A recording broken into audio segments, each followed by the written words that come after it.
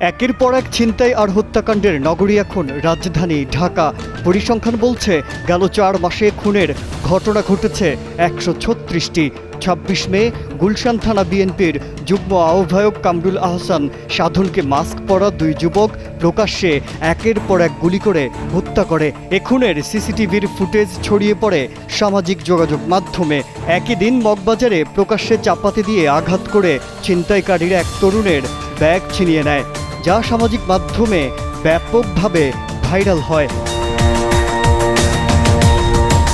রাজধানীর মিরপুরে ব্যবসায়ীকে গুলি করে 22 লাখ টাকা ছিনতাইয়ের ঘটনা ঘটে। মামলায় ভুক্তভোগীর অভিযোগ, দুর্বৃত্তরা তাকে গুলি এবং ছুরিকাঘাত করে।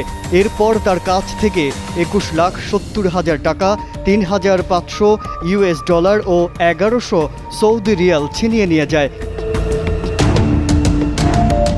গেল 10 দিনে 3টি ঘটনা ঘটেছে। প্রকাশ্যে খুন, ডাকাতি, ছিনতাই, সশস্ত্র মহড়াসহ নানা অপরাধের স্বর্গরাজ্য যেন রাজধানী ঢাকা।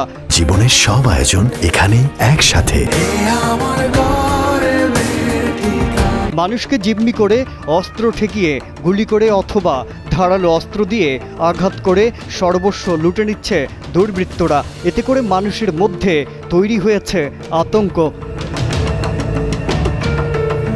পুলিশ সদর দপ্তরের অপরাধ পরিসংখ্যানের তথ্য অনুযায়ী জানুয়ারি থেকে এপ্রিল গেল 4 মাসে শুধু রাজধানীতে 136টি খুনের ঘটনা ঘটেছে। সবচেয়ে বেশি 38টি খুন হয়েছে ফেব্রুয়ারি মাসে।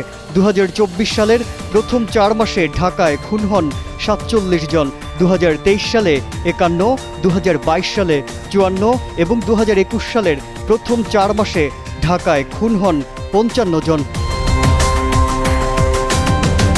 অপরাধ বিশ্লেষক মাওলানা ভাসানী ও বিজ্ঞান প্রযুক্তি বিশ্ববিদ্যালয়ের ক্রিমিনোলজি অ্যান্ড পুলিশ সায়েন্স বিভাগের অধ্যাপক ওমর ফারুক বলেন, 5 আগস্টের পরে শীর্ষ সন্ত্রাসীদের ছেড়ে দেওয়া হয়। পুলিশ তখন বলছিল তাদের উপর যথেষ্ট পরিমাণ নজরদারি রাখা হবে, কিন্তু এখন পর্যন্ত কোনো নজরদারি দেখছি না। কারণ পুলিশকে বহুমুখী কাজে যুক্ত করা হচ্ছে।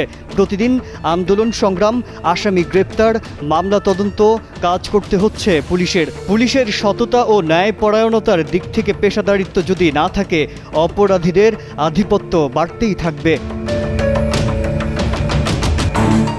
মাজহারুল আলম, কালের কণ্ঠ।